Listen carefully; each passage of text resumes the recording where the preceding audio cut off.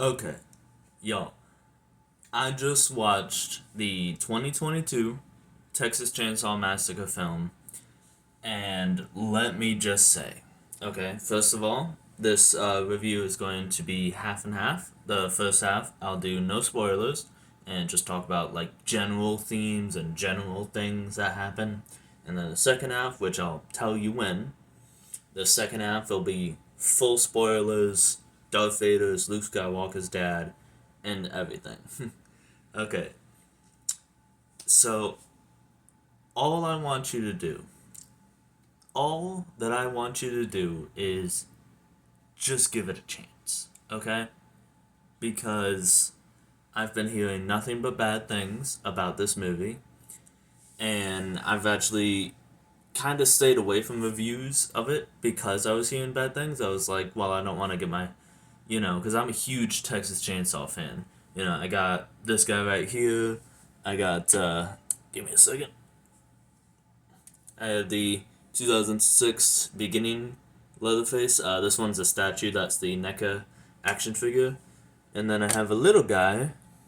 I have the Hiya Toys 2003 Texas Chainsaw Massacre Leatherface, which he is an action figure. Alright, but anyways, I'm a huge Texas Chainsaw fan. I loved it, always thought it was cool. And look,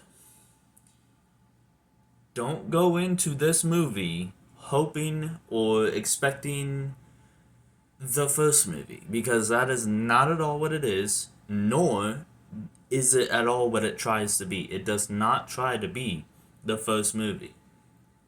And that's where everybody is, because see, I feel like the Texas Chainsaw franchise is never looked at as a whole.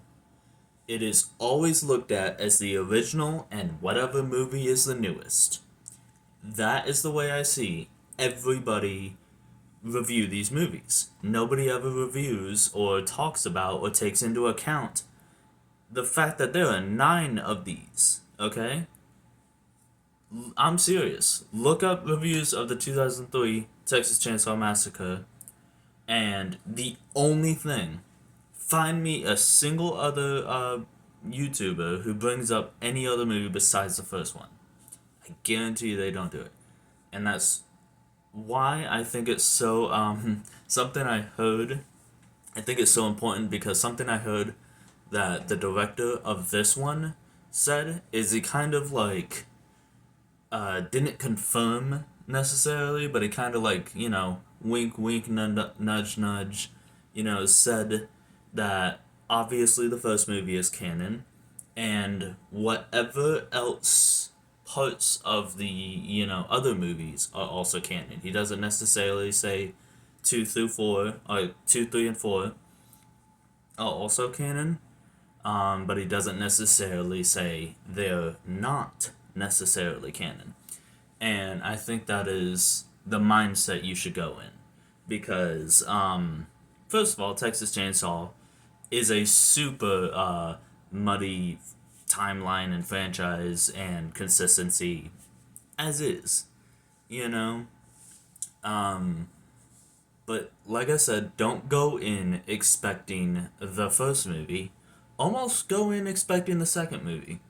If you've seen the second Texas Chainsaw Massacre with Dennis Hopper, it is more similar to that one. Because some things that I'll get into in spoiler territory. Let me just say, as far as the characters go, it is a rough introduction. I did not like the characters at first. I was like, oh my god, they are the typical millennial stereotype. Because I have no problem with like millennials, but the millennial stereotype is just infuriating.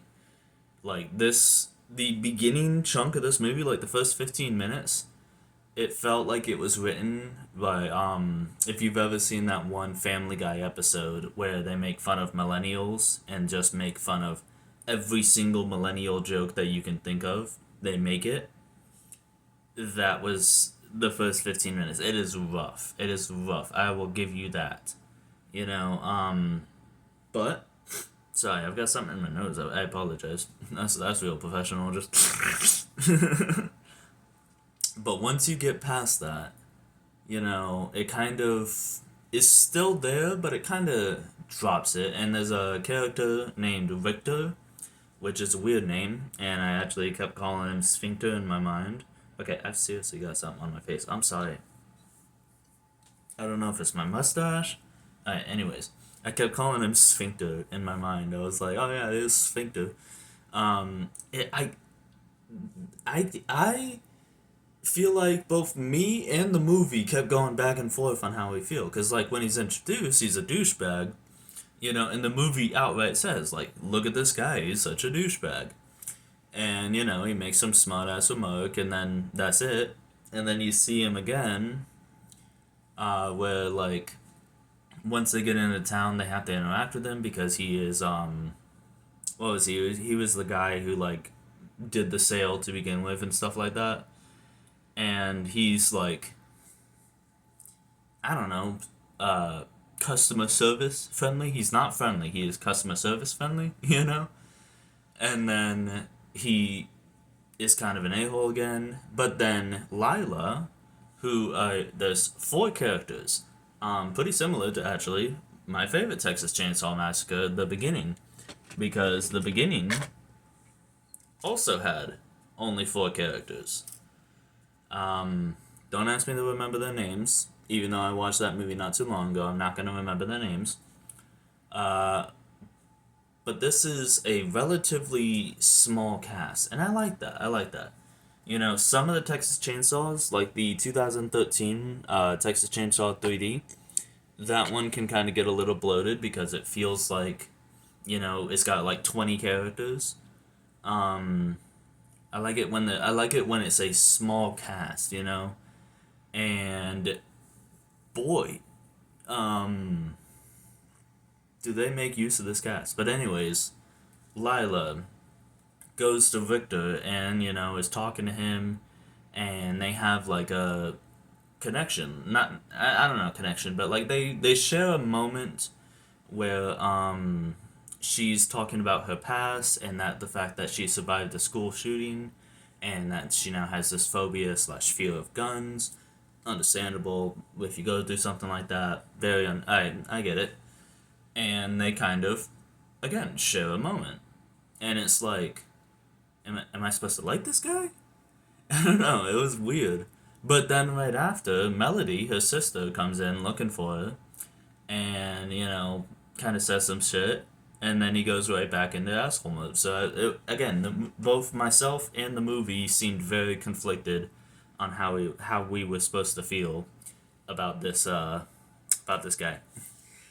But let's see, how far am I? 8 minutes. At about 10 minutes ish, that's when I'll start my spoilers.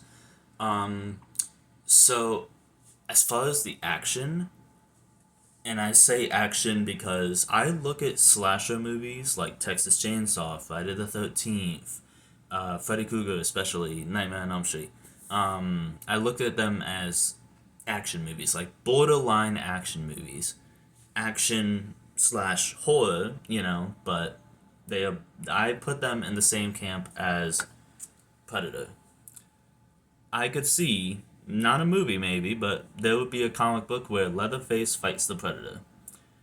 And if that's your, you know, that's just how I see it. So I see them as action movies. And that's kind of why I get so hyped up and like pumped up. Like there was some shit going on in the end of the movie. Spoilers, you know, not getting into that just yet. But I was like, yeah, let's go, you know. But this is a direct sequel to definitely the first one, possibly others. Only up to 4, obviously. It wouldn't be, you know, it's a direct sequel to the original time. Excuse me.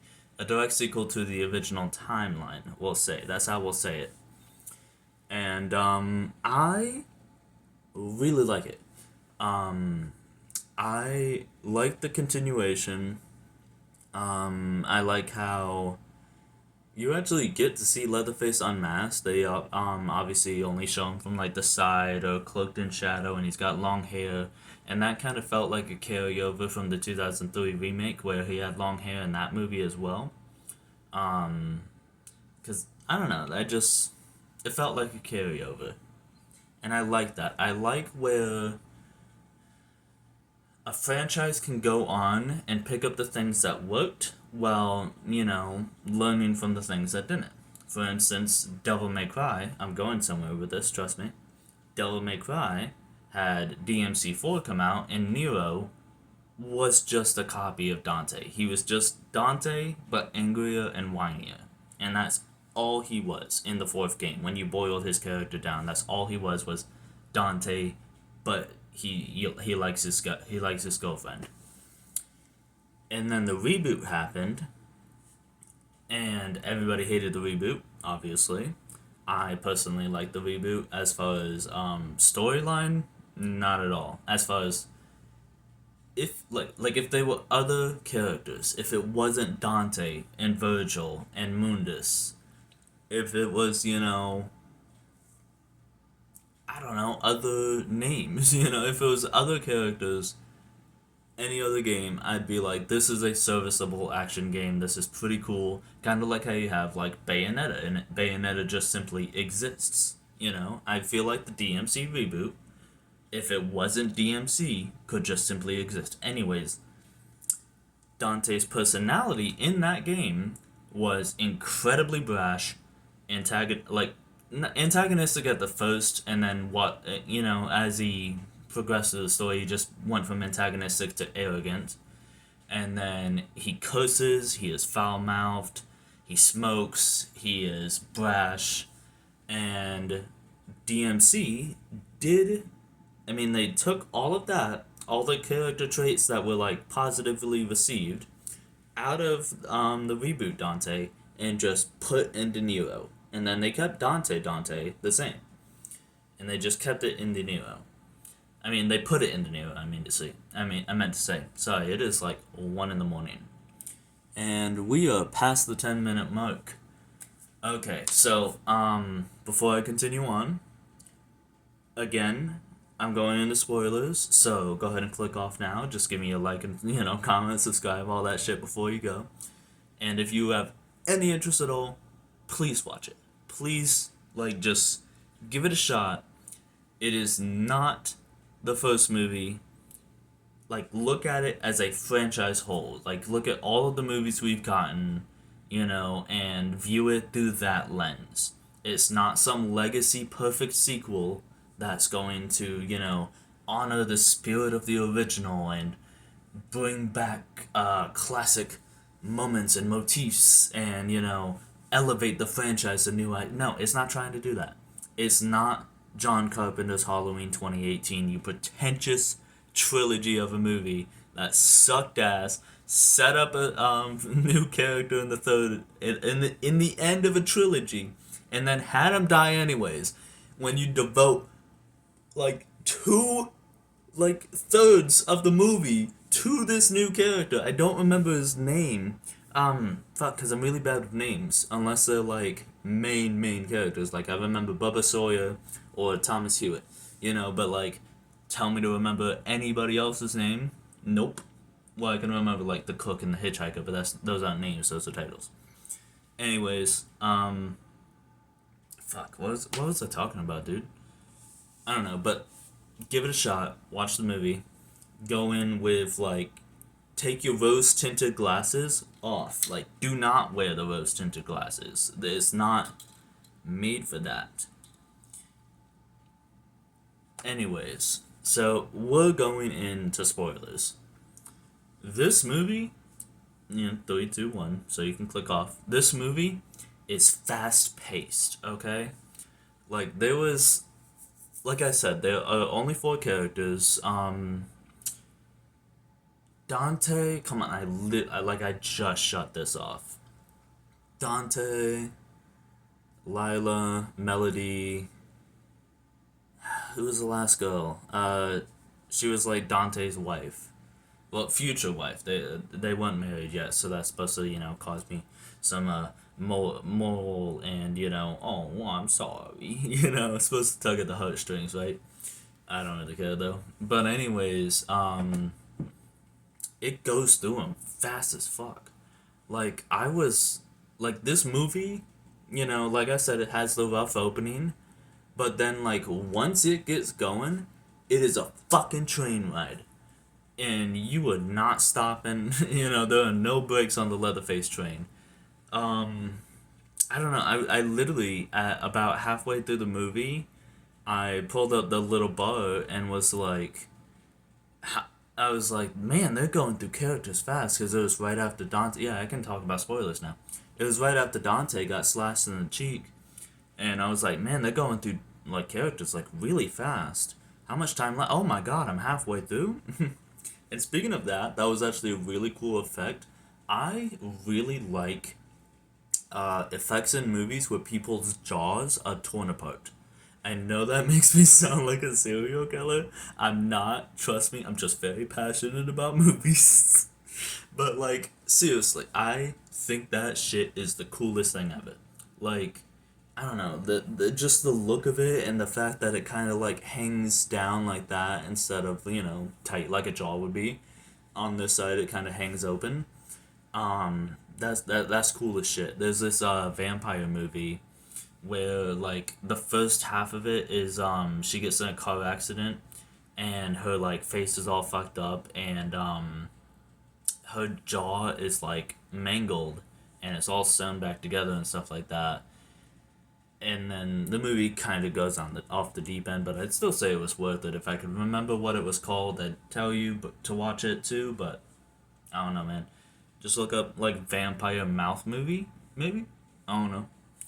Um, yeah, it goes fast as hell. Like it is, like I said, once it gets going, and it doesn't stop. It doesn't let up. And again, because I watch these as action movies, it's like fucking fight night in here. I am like pumped up. There's like I but what's funny is I kept having like I can't tell you exact moments I not that I can come to mind, but there were like moments in the film where I was like, well, I could tell you one of them. So when she goes into the house before things get scary, she steps on a creaky floorboard, and I was like, oh wow, I wonder if that's going to come back into play in some way and be, detrimental to our main characters. Who knows? you know? There is that. But I really like it. Boy, did I hate Melody at first. She is like the definition of the word just like antagonistic. Like when what's his name? Victor. When Victor shows up at the gas station, like he like peels into that gas station fast as hell, So like that's reason to be annoyed for sure. But she doesn't even comment about, like this dude came in and 40 miles an hour. She just comments about how the guy has a big truck and he's listening to heavy metal. Like, look at me. Alright, so like I don't have a big truck, but I have a Jeep and I fucking love my heavy metal. I will have that like, BFG division like fucking repeat on my fucking playlist, bro. And I will be like down the road like I'm not gonna do anything because I don't want to like get copyrighted, and I feel like literally just humming would be enough to get me copyrighted. I'm so terrified of copyright. Okay. Anyways, though, it's like I don't know. She didn't even have a problem with the fact that he peeled in there, and if she did, she didn't say it. But whatever.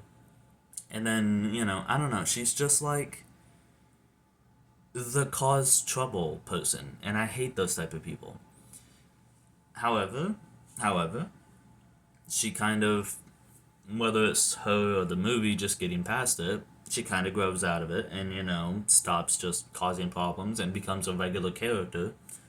once things like get serious, and I did like that, and I actually really felt for Melody, and was like, you know, really wanting her to survive. I thought that for sure. Okay, so it totally gave me the same vibe. When they're on the bus, and boy, do I have some things to say about that, but I'll get back to it. When they're on the bus and they're in the bathroom, and Leatherface is like sawing through the door and stuff like that, I thought for sure. Okay, so any of y'all seen Strangers Pray at Night or The Strangers Pray at Night? I don't know if it has the in front of it, but that movie has a scene where like the two I want to say it was sisters. It was either sisters or a brother and sister. I think it was a brother and a sister. Yeah, yeah, I think so. Yeah, yeah, yeah. Anyways, though, they're in the bathroom and there's a skylight, which like I've never had a bathroom skylight in my life, and horror movies just make it seem like that's every single bathroom. I don't know.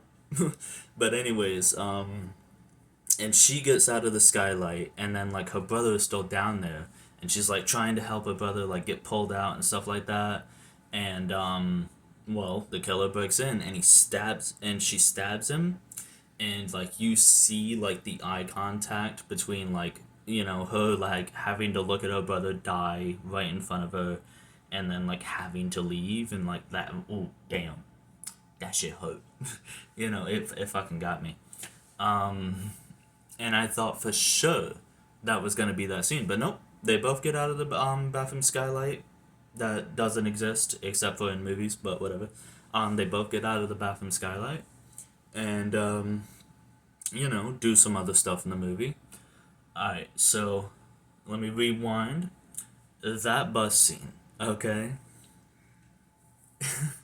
So it was like, okay, so literally as I was watching it, I was like, this is the Rogue One Darth Vader scene. Because in Rogue One, Darth Vader boards, he doesn't board the Tantive 4 in that movie. He boards the ship that, like, flies off to the Tantive 4. I don't know what it was. But anyways, and he has the hallway fight where he just lays waste to, like, 20 fucking dudes. Leatherface had his hallway scene, okay? And and the hallway scene opens with a live stream. Are you fucking kidding me? I saw this moment in like every review I did watch. I saw this moment, like people like, you take one step and you're canceled, bro. See, this just goes back to what I'm saying about like not millennials, but like millennial stereotypes, millennial archetypes. Like people don't actually talk like that. I don't think I do they like, again, maybe it's maybe in like in a world where there's bathroom skylights and people talk like you're getting canceled, bro. you know I don't know. I don't think I've ever heard anybody like say you're getting canceled, bro, in real life, whether it was to me or otherwise. I don't know, but I don't really like indulge in a lot of like YouTube drama about like uh live streamers and yada yada. I don't know. Anyways, though, um, and the fucking comments, like you actually like it's canon in the Texas Chainsaw universe as of this movie. It is now canon that Leatherface is a live streamer technically. Because like he pulls up like his Instagram feed, or like maybe it was Twitch or something. I don't fucking know. Like I said, I don't care about that, and that's not my world. VTubers, y'all do your own thing. I'll do my thing. But he's on fucking Instagram live, and I don't know. However, once that is over, and it's only like 15 seconds, like it is digestible. You can get through it. When he does his hallway scene, that shit is fucking crazy, bro. Like, he is, like, just slaughtering people left and right, and, like, he's cutting off limbs. He, like, slits a guy's throat. He saws into, like, a guy down, like, to, like, his pec, you know, like, straight down to his chest. Like, oh my god. There's a scene, and it was so weird, but it totally reminded me, again, watch this movie without the rose tinted glasses, viewing the whole franchise as a whole. It totally reminded me of Texas Chainsaw Massacre 2, where you see Leatherface like cornering the radio show host, and he has this chainsaw, and like he's kind of like holding it like that, and he's like thrusting with it because he's like weird and horny and stuff. There you go. Oh shit. But anyways, he like stabs a guy through the groin, right? Like that.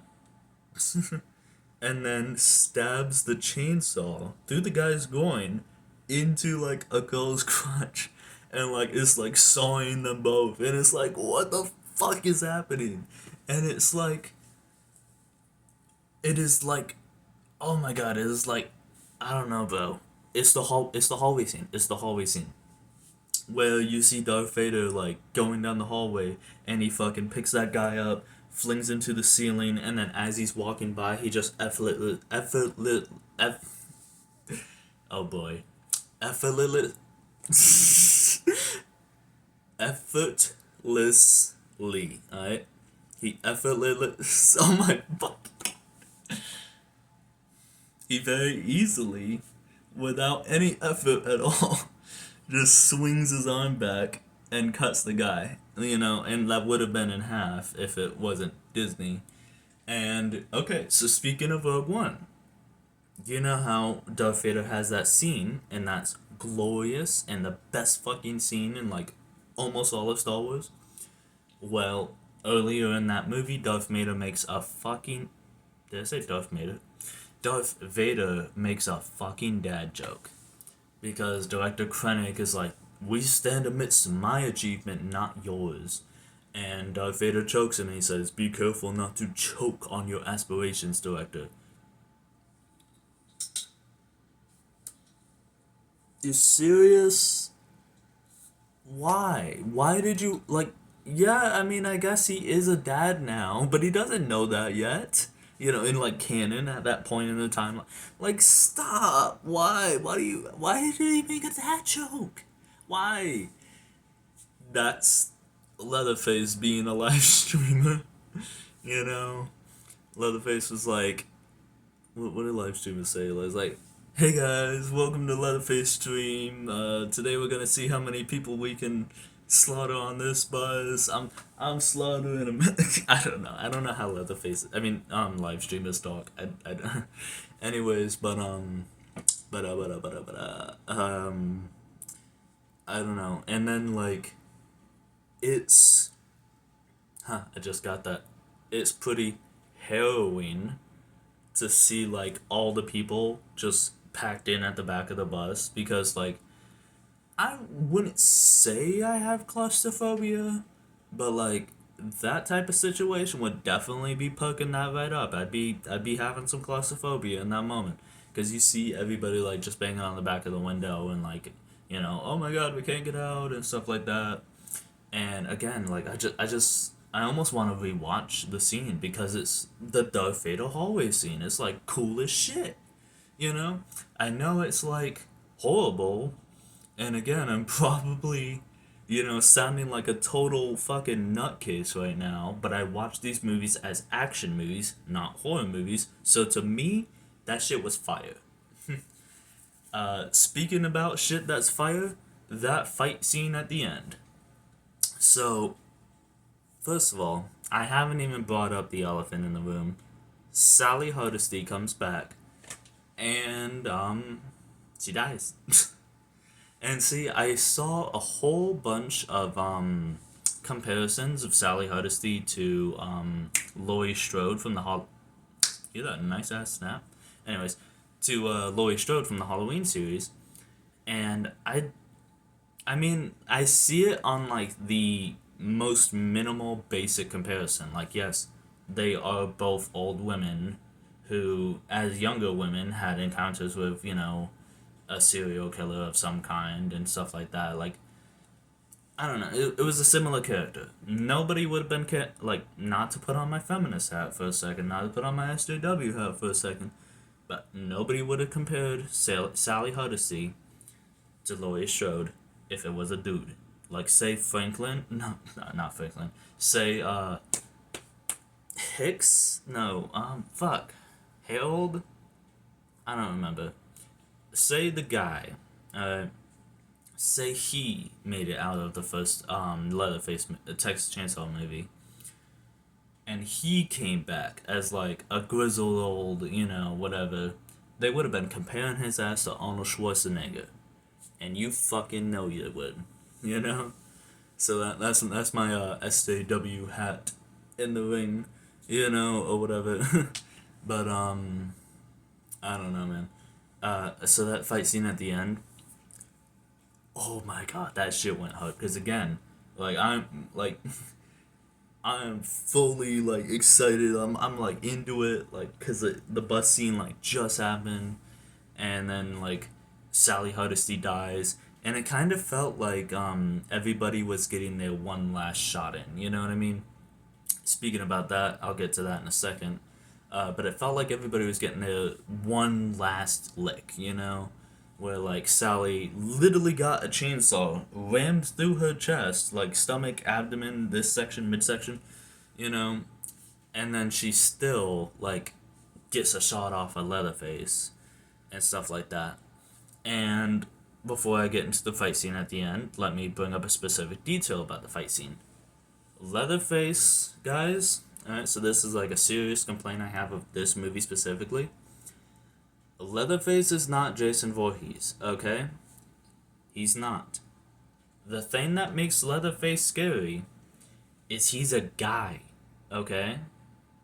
So when you make Leatherface be able to just take shotgun shells, and like, this dude has fucking plot armor. There is a scene where, I almost said Laurie, oh my god.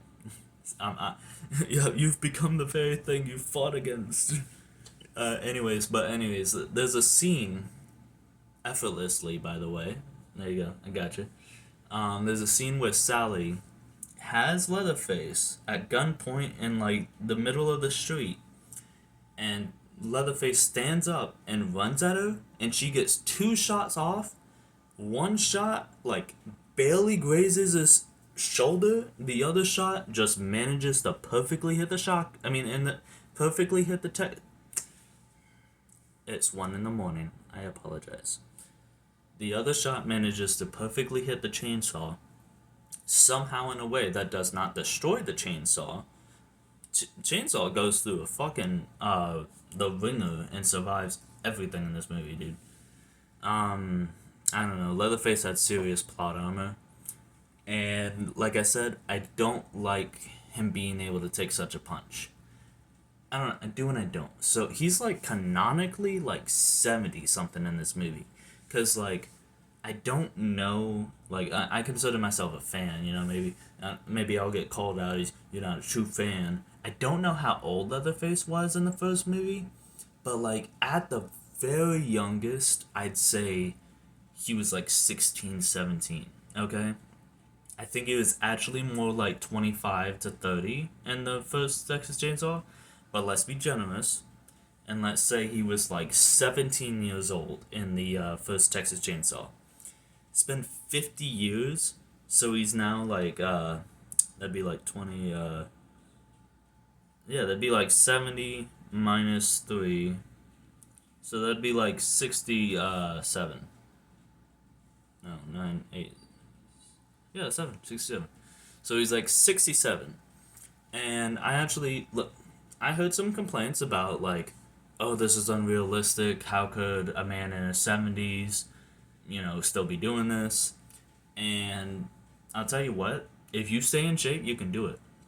Because my papa, so he's not 70 yet, but he's up there. He's in his 60s. And he's a fucking treatment, dude. Like he climbs trees and cuts down like branches and stuff like that. He's one of those guys. He's fucking built like an oak. His like he's as big as Leatherface is. Like it's like fucking like he intimidates me sometimes. Like if I ever like I don't know got in a fight with him. Like I've never literally never raised my voice at him. One because me and him get along, and two because I'm a good fucking grandson. you know. But like, if we ever, got to raising our voice at each other, I'd probably shit myself right there. That'd be over. I'm cooked, bro. I'm cooked. Um, so I'm just saying, like, generously, if he's in his 60s, okay. If he's in his 70s, you're pushing it, but like, it's not like Leatherface is doing somersaults. Like, yeah, in the 2022 movie, he's not doing somersaults. He's not doing like he doesn't burst through a wall at any point. I actually really like that they keep him, besides being able to take a gunshot, they keep him relatively like human. Again, don't make him Leatherface. Don't make him Jason Voorhees. You got really really close to making him Jason Voorhees in this newest movie. Please don't make him Jason Voorhees, okay? Keep them separate. Jason Voorhees is scary because he's unstoppable. Leatherface is scary because he is stoppable. I have a whole video about the stoppable killer coming out and why it's scarier if you can win against them. I have a whole video about that coming out as my 100th video celebration, because this will actually be my 100th video, but like whatever. What are we at? 36? Oh, I'm actually doing a lot better. Usually, I was thinking I was like way up to like an hour at this point. However, I will wrap it up. They have a fight scene at the end. It's super cool, and I really fucking like how Leatherface jukes out Lila. I almost said Lila, because like he revs up the chainsaw and is like in the shadows or hidden and stuff like that. And then there's a statue. They're in a movie theater, right? And there's a statue of like a bear or something like that, or like a wolf man, I think it was. Yeah. And he puts the chainsaw. I thought he was gonna put it in the hands, but he puts the chainsaw at the feet so that it draws Lila over there. And then he comes out of the fucking like it was straight up some Jurassic Park clever girl ass shit, like clever girl looking scene, because oh my god. And what's funny is as she was like walking up, and like I was like, oh shit, he's not actually there, is he? And then he bursts out of the fucking coast. I was like, yo, let's fucking go! Ooh, yeah, baby! That's what I'm waiting for! Oh my god. I'm telling you, man.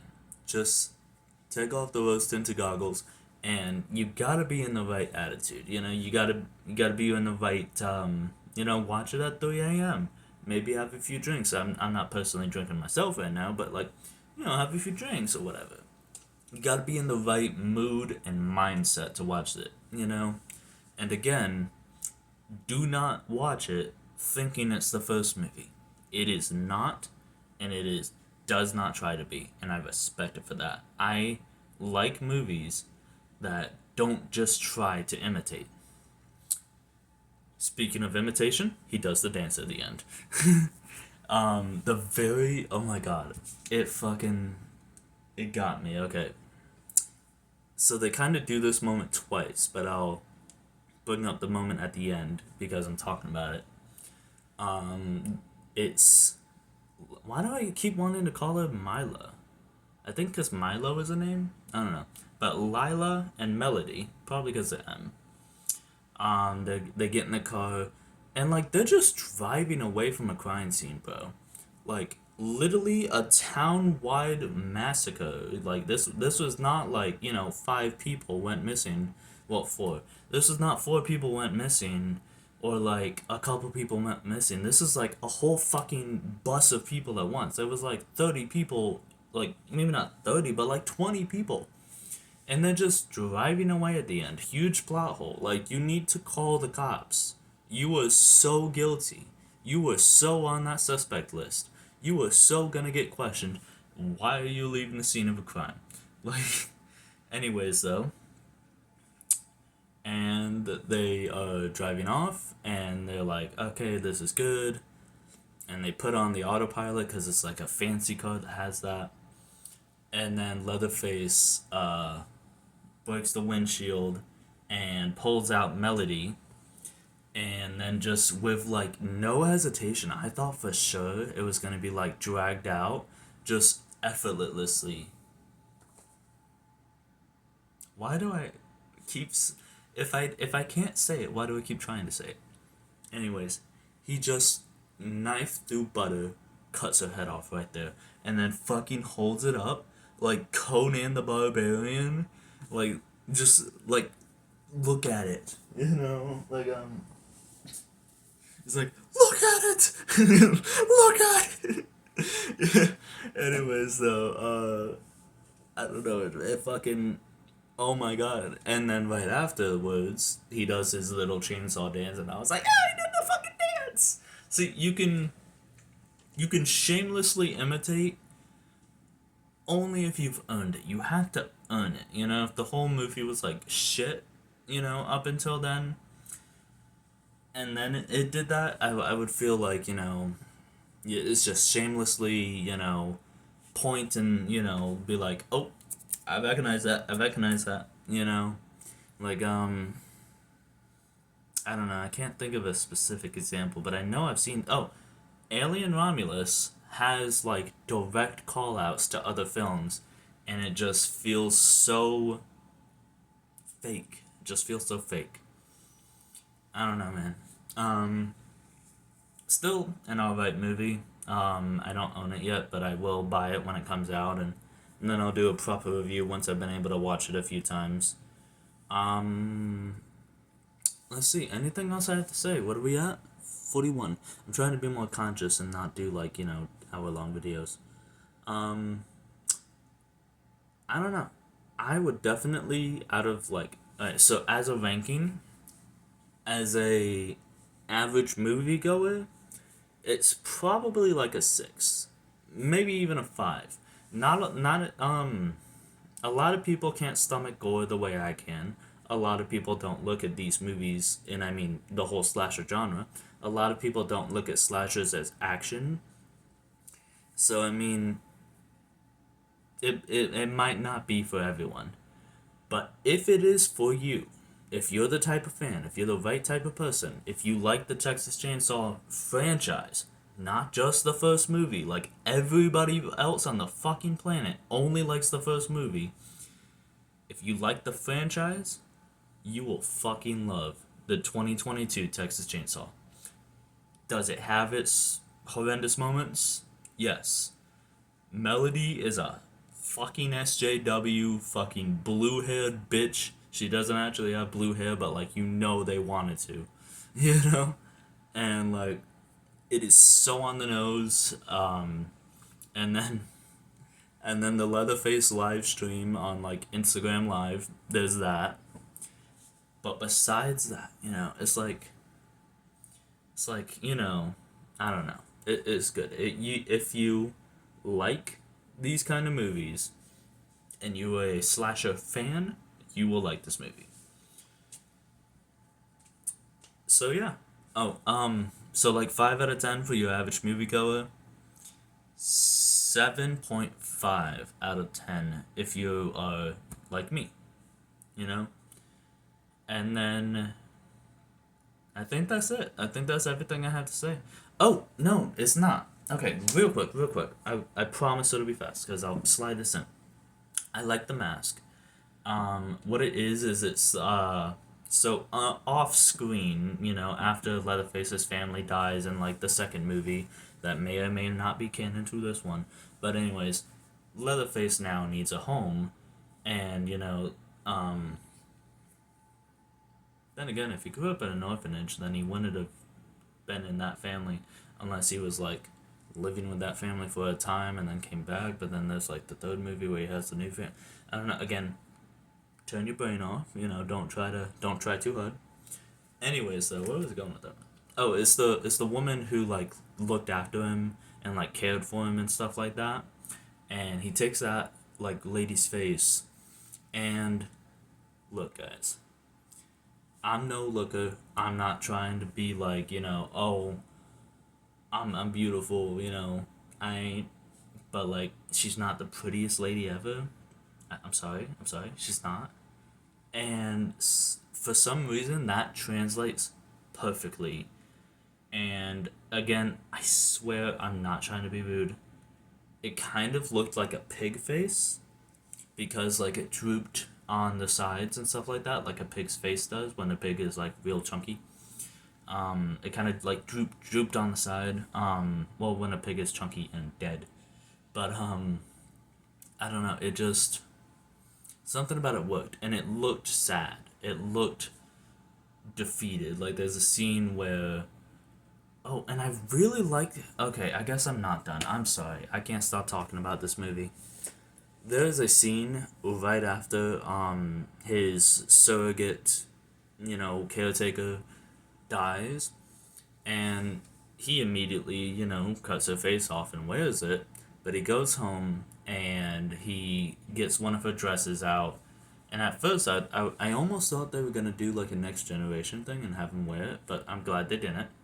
But what he does is he like grabs the dress and he just kind of holds it like this to his chest, and like he holds it like really tight to his chest, and you can hear like his breath like almost start to like what did they call it, like crack, like voice, no, not voice cracks, that's what I do.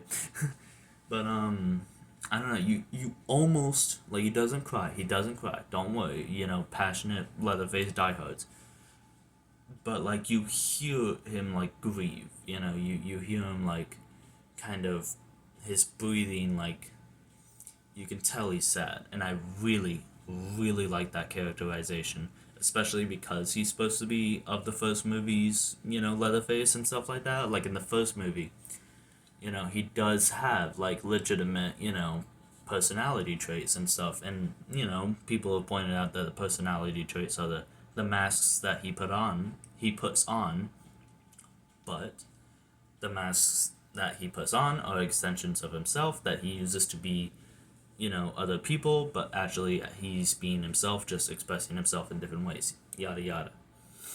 I really like it.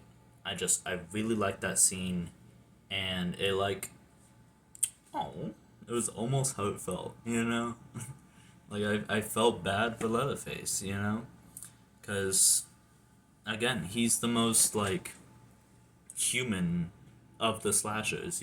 Jason's, eight, like not 8 foot, but he's like a 6 foot tall brute, and then he dies and becomes a zombie. Michael Myers is like sometimes mysterious, sometimes supernatural, sometimes not. That whole fucking series just keeps flip flopping, and I can't fucking stand it. Freddy Krueger's just a straight up demon. Chucky's a doll. Ghostface, I haven't watched any of those movies, but from what I can glean of the series is Ghostface is just some random dudes every time, or some random girls every time. Leatherface is the only one of the slashers who's like just a man, and that's what makes him like kind of the greatest. He doesn't need to be supernatural like Michael Myers. He doesn't need to be called the boogeyman. He doesn't need to be a zombie and get resurrected and go into space. He doesn't need to have like supernatural dream powers. He's just a man, and that's kind of what makes him great. All right, I have droned on long enough. We have set 49 minutes. I really am done talking. Please go watch the movie. If you haven't watched the movie but you're still watching up to this point, thanks for sticking around. Sorry if I completely ruined the fuck out of the movie for you. That's your fault. And sorry, Mom. I know we were watching these movies like together and stuff like that. Like we watched like the whole series together. But sorry, Mom. I had to do it. I had to do it, Don. My bad. Love you though. I love you, Mom. Alright, yeah, I've been Scavengers. Like, comment, subscribe. See y'all later. Peace. Oh, fuck, I just knocked over everything. Oh my god.